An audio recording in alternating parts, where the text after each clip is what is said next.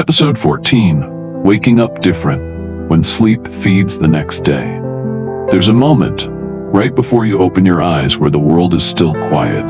The air feels different. Your body is still wrapped in the softness of sleep. It hasn't yet remembered the emails, the errands, the expectations. In that pause, short as it may be, you get to decide how you'll enter the day. Will you carry the calm your sleep gave you, or will you rush straight into the noise? For a long time, I didn't even notice that moment. My alarm would go off, I'd grab my phone, I'd check messages before I'd even left the bed. And just like that, the peace I'd spent 8 hours building would vanish in 8 seconds. It was like waking up to someone yelling, even if no one said a word. My nervous system jolted into alert. My breath sped up. My heart felt tight. I wasn't really awake. I was activated. And the worst part, I thought that was normal. That this was just how mornings worked. You wake, you brace, you go. But then I had a different kind of morning. Not planned, not curated, just slower. I woke up before my alarm, and instead of reaching for my phone, I stayed. I let my eyes stay closed. I felt the weight of the blanket. I listened to the quiet hum of the world. I noticed my breath. I stretched, just a little. I sat up slowly. No agenda, no rush. And something about that pause changed everything. The calm didn't disappear. It expanded. It followed me into the kitchen, into the shower, into the first moments of work. It didn't mean my day was perfect, but I was different in it. More grounded, less jumpy, more able to choose, not just react. I started paying attention to the first hour of my day, not in a rigid, hyper-optimized way, but in a relational way. I asked myself, how do I want to feel? Not what do I need to get done, not what should I accomplish, just how do I want this day to begin in me? And slowly, my mornings became less about speed and more about tone. I changed my alarm tone to something gentle. I gave myself 10 minutes before opening any screen. I let light in slowly, not overhead light, but window light. Natural, soft, forgiving. I began each day with water, room temperature, with a squeeze of lemon if I felt fancy. Not for a detox, just a signal to my body, you're awake now, but there's no emergency. Then came movement. Not a full workout, not pressure, just aliveness. Sometimes stretching, sometimes walking barefoot outside for 1 minute, sometimes just standing still, raising my arms with the inhale, lowering with the exhale. It was about letting the energy rise gradually, like a sunrise inside me. And then came food. This part mattered more than I realized, because the first thing you feed your body often sets the rhythm for the whole day. If I started with sugar and caffeine, I spiked, then crashed, then craved more. But if I started with protein, fat, and fiber, something like eggs and greens, oats with chia, Greek yogurt with berries, my blood sugar stayed smooth. My mind stayed clear. I didn't reach for that second cup of coffee. I didn't spiral by noon, because I was fed. Not just full, but nourished. And that became my new question. What in this first hour will nourish me? Not just physically, but emotionally, spiritually, nervous system-wise. Sometimes that meant stillness. Sometimes it meant music. Sometimes it meant prayer or journaling or silence. There was no one right formula, just a rhythm. A way of saying, I'm not rushing back into the world. I'm letting the world come to me gently. What I realized is this: sleep doesn't just end when you wake up. It lingers.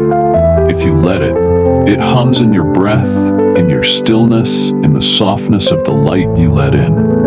But most of us, myself included, used to blow past that. We'd trade calm for cortisol before we even brushed our teeth. We'd flood our system with stimulation the moment our feet hit the ground. And then we'd wonder why we felt behind by 9 a.m., why we couldn't focus, why we were already craving sugar, caffeine, or escape. But when you protect the first hour, something shifts. You carry your rest with you. You don't just wake up, you arrive. You don't just start doing, you stay connected. Your choices become more intentional.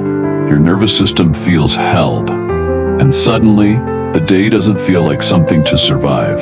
It becomes something you can respond to instead of reacting from. You don't need a perfect routine. You don't need a 5 a.m. miracle morning.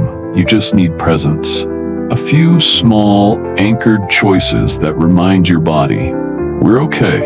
We're not behind. We're not in a rush. We're waking up different now because we're waking up with ourselves, not away from ourselves. In the next episode, we're going to explore something that sneaks in at night when we least expect it: emotional hunger. It's called Episode 15. I wasn't hungry. I was just lonely. How emotions shape our sleep cravings. We'll dive into the connection between late-night cravings and unmet emotional needs, and how to tell the difference between true hunger and a desire for comfort. But for now, may your morning be slow. May your first thought be kind. May your breath be steady. And may the peace you found in sleep become the energy that carries you through the day. Not because you forced it, but because you let it stay. Episode 15. I wasn't hungry, I was just lonely.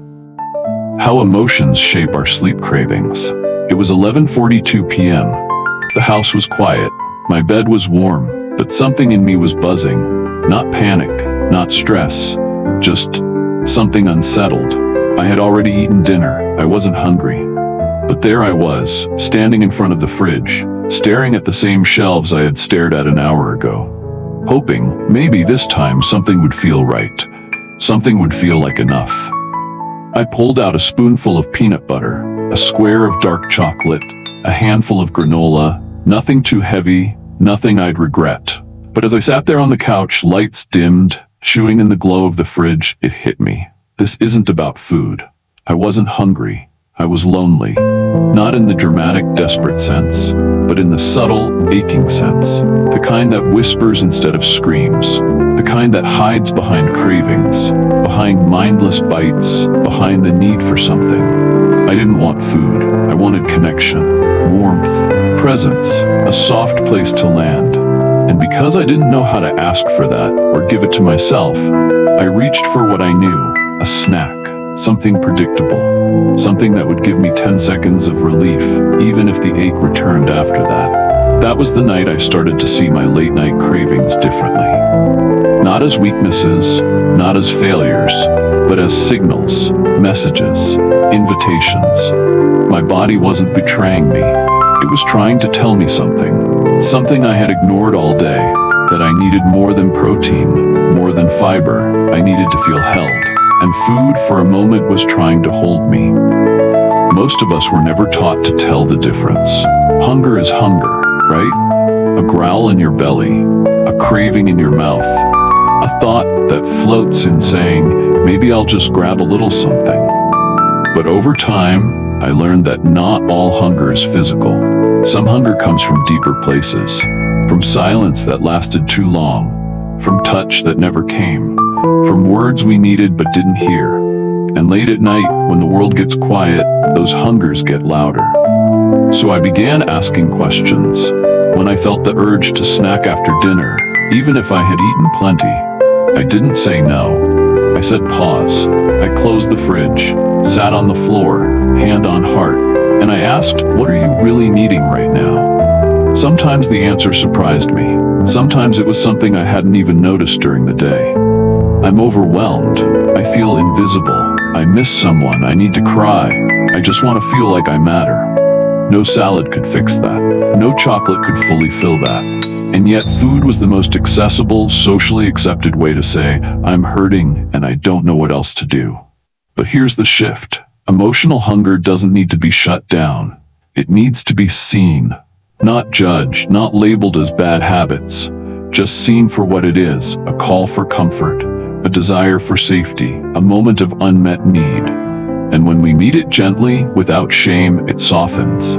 Not every craving disappears, but the panic around it does.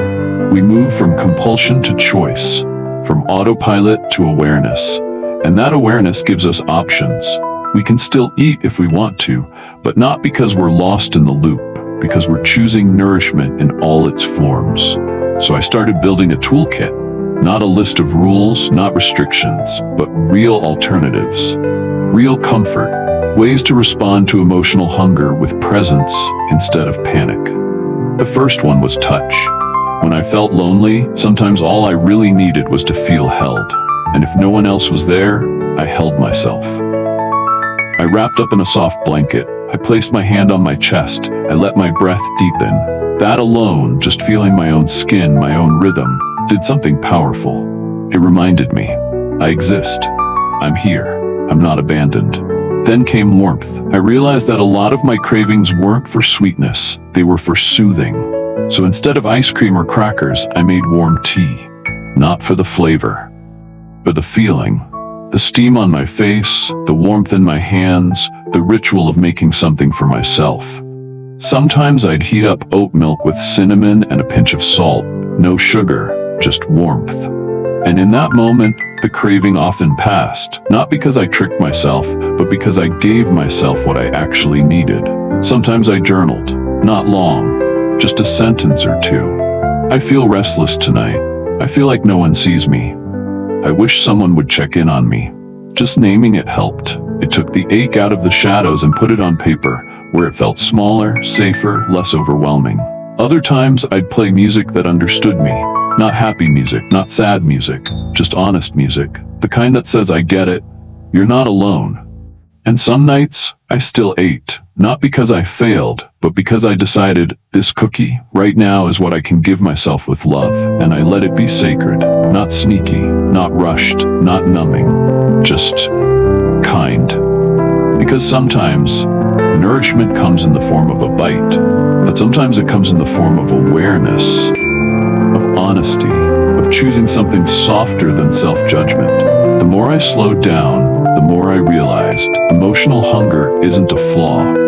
It's a language, a quiet one that doesn't scream. It shows up as a hand reaching toward the pantry at midnight, as a restless swirl in the chest, as a voice whispering, just one more bite. Not because we're weak, but because we're wired to seek connection, to soothe ourselves, to fill what feels empty. But here's the truth that changed everything for me. What I was looking for was never in the snack. It was in the pause before the snack, in the willingness to say, what am I really needing right now? And to ask that with gentleness, not judgment. To understand that emotional hunger doesn't always want food. Sometimes it wants reassurance. Sometimes it wants softness. Sometimes it wants company. Even if that company is just the sound of your own breath in the dark, saying, I'm here. You don't have to get it right every night. Some evenings will still lead you to the kitchen. Some moments will still feel like emptiness disguised as appetite. But every time you choose to listen instead of react, you build trust. You remind your body that it can come to you with what it feels, that it won't be punished for asking. And that's what changes the pattern. Not control, but compassion. So the next time you find yourself standing in front of the fridge, late at night, ask yourself gently, am I hungry? Or am I human? Do I need food? Or do I need care? And whatever answer comes, meet it with kindness. Because the craving isn't the problem, it's the doorway. And behind it is a part of you that simply wants to feel okay. In the next episode, we're diving into something that hides in plain sight, caffeine. Not just in coffee, but in unexpected places that might be keeping you wired when your body is begging to rest. It's called Episode 16, Hidden Caffeine. Why your sleep is suffering even when you swear you had none. But for now, may you know this. You are not too much. You are not too needy. You are simply awake to your needs. And that is not something to be ashamed of. That is something to be honored, even in the quietest hours. Especially then. Episode 16, Hidden Caffeine. Why your sleep is suffering even when you swear you had none. I thought I had cracked the code. No coffee after 10 a.m., herbal tea only at night. I said no to the espresso martini at dinner. I even switched from dark chocolate to fruit for dessert. I was doing everything right, or so I thought. But still, sleep didn't come easy. I'd lie there, exhausted but wired, wondering why my mind felt like it was still scrolling even though my phone was off. Why my body was buzzing even when I hadn't touched caffeine all day. That was the night I Googled something I hadn't considered. Foods with hidden caffeine. And the results surprised me. Because caffeine isn't just in coffee. It's not just in energy drinks or sodas. It hides in green tea that says calming on the label, in decaf coffee that still carries a small but real jolt, in that square of dark chocolate you thought was harmless, in pain relievers, in pre-workout powders, in weight loss teas, even in your favorite relaxing matcha latte, which, by the way, still contains enough caffeine to delay your melatonin by hours. And the real kicker? Some of us are just more sensitive to it. Our bodies don't metabolize caffeine the same way. What barely touches one person can keep another awake all night. I used to think I was just an anxious sleeper. But once I started tracking where caffeine was still sneaking in, everything changed.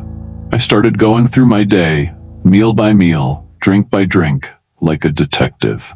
And what I found made me realize just how sneaky caffeine can be. I used to drink decaf coffee in the afternoon thinking I was safe. But guess what? Most decaf still has caffeine. Not as much as regular, but enough. Especially if you're sensitive.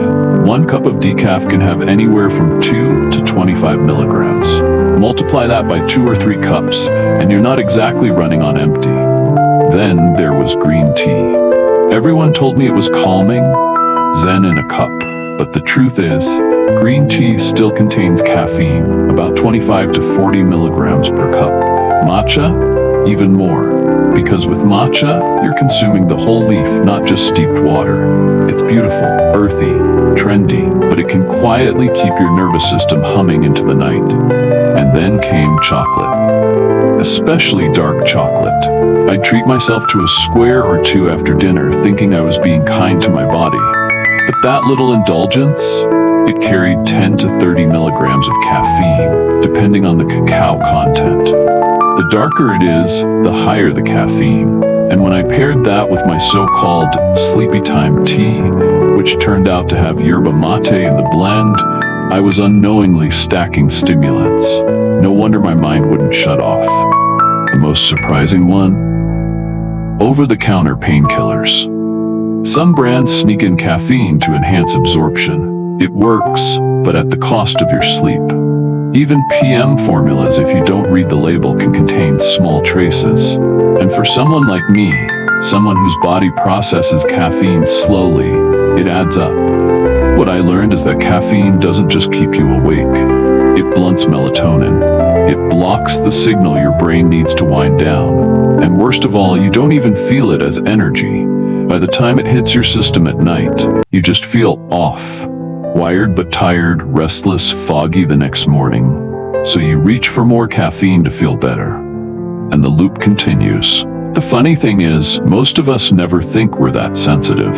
We say things like, I can drink coffee at 5 p.m. and still fall asleep. But what we don't realize is falling asleep isn't the same as sleeping well. You might technically doze off, but you're more likely to have shallow sleep, more tossing, less deep, restorative cycles. You wake up feeling like you didn't really rest, like your body went through the motions, but your nervous system never actually powered down. I didn't want to give up caffeine completely. I loved the ritual, the warmth, the comfort. So instead of going cold turkey, I started experimenting. I moved my last cup of anything caffeinated to 10 a.m. at the latest, and even that felt like a shift. My sleep became deeper. I stopped waking up at 2 a.m. wondering why my thoughts wouldn't stop. I didn't feel like I had to peel myself off the sheets in the morning. And most surprisingly, my anxiety during the day got softer too. The next step? Substitutions. And not just flavor substitutions, but emotional ones. Because caffeine isn't just a chemical. It's a cue, a habit, a comfort. I needed something that still gave me that warm mug moment, but without the hidden stimulant. I started drinking roasted dandelion tea. It tasted earthy, rich, almost like coffee. I tried warm lemon water in the afternoon, sometimes ginger tea with a splash of honey. I even made a faux latte with oat milk, cinnamon, a pinch of salt, and a drop of vanilla. Did it energize me? No, but it grounded me, and sometimes that's all my body really needed. I also got honest about why I was reaching for caffeine. Was I truly tired? Was I avoiding something? Was I trying to push past my natural rhythm? More often than not, the answer wasn't about energy. It was about control. About trying to be on when my body was asking for a pause. And that pause, when honored, did more for my sleep than any supplement ever could. At the end of the day, sleep isn't something we do. It's something we allow. And sometimes what's standing in the way isn't noise, stress, or even screens. It's a silent stimulant, hiding in things we thought were safe. You don't have to be perfect. You don't have to cut out every trace of caffeine like a monk in the mountains. But you do need to know yourself. Know how your body responds. Know your sensitivity. Know your limits. And once you do, you can work with your biology instead of against it. Because what we're after isn't just fewer sleepless nights. It's deeper rest. The kind that resets you, that rebuilds you, that doesn't get undone by a cup of green tea you didn't realize still counted. And once you make that shift, once you become curious about what your body is really telling you, you stop blaming it. You stop resenting it for being tired. You start listening. And that relationship between you and your rhythms is what makes sleep natural again. In the next episode, we're moving into something softer, but just as powerful. It's about your nightly wind-down rituals and how to design a rhythm that leads you into rest without forcing it. It's called Episode 17, The Wind-Down Hour. How to design a night that leads you to sleep without forcing it. We'll explore the difference between distraction and decompression, and how to tell your body, you're safe now. It's okay to let go. But for tonight, maybe it's enough to start with one question. What if the thing stealing your sleep isn't something loud, but something quietly caffeinated? And what if just letting go of that one small thing could give your body the chance to finally rest? Episode 17, The Wind-Down Hour. How to design a night that leads you to sleep without forcing it. It wasn't that I was anxious. I wasn't upset. There was no big event weighing on my chest. I wasn't thinking about work. I wasn't scrolling endlessly. I had put my phone away. I had brushed my teeth. I had even dimmed the lights. And still, I couldn't fall asleep. I was tired. My body wanted to rest. But my mind, it was just awake. That's when I realized something important. Sleep doesn't happen just because we stop doing. It happens because we start slowing.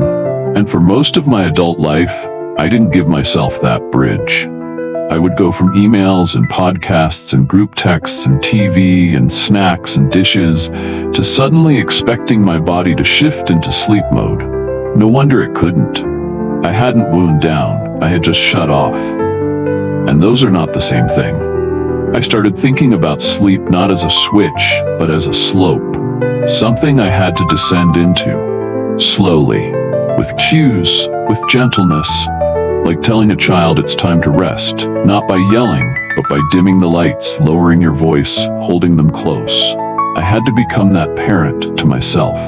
To create a ritual that didn't force me into sleep, but led me there. And that's how the Wind-Down Hour was born. I didn't start with candles and essential oils and spa music.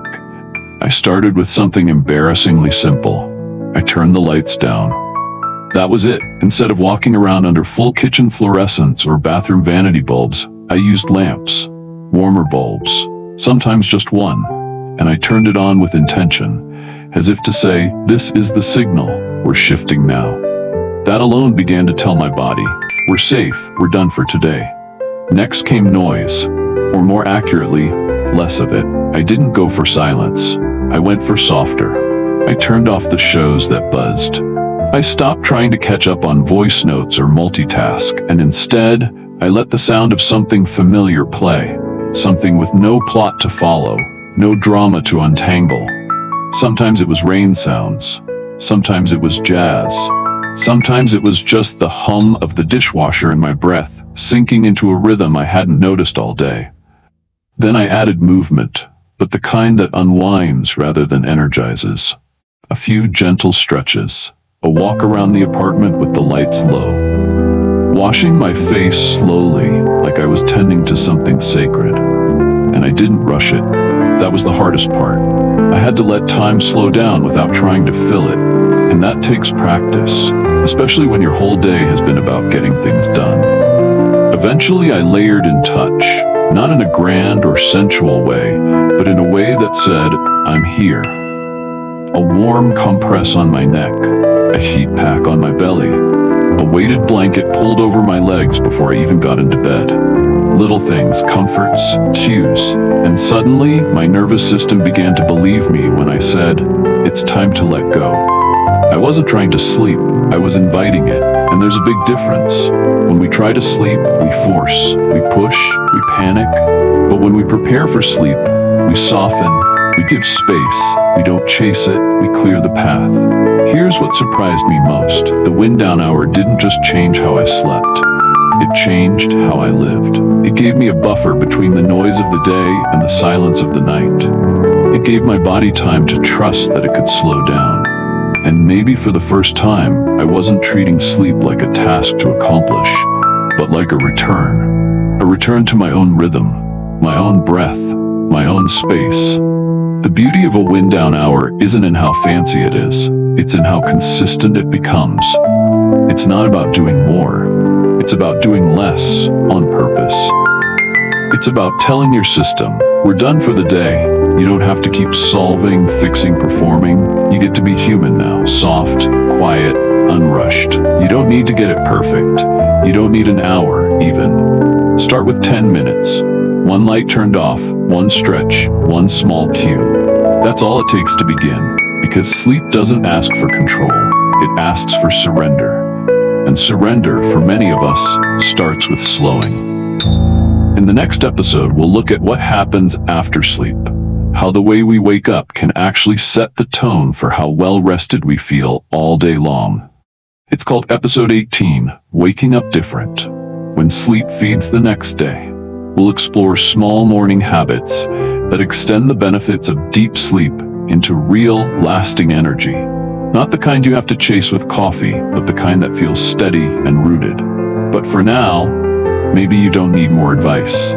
Maybe you just need a light turned low, a slow exhale, and the permission to begin your own descent.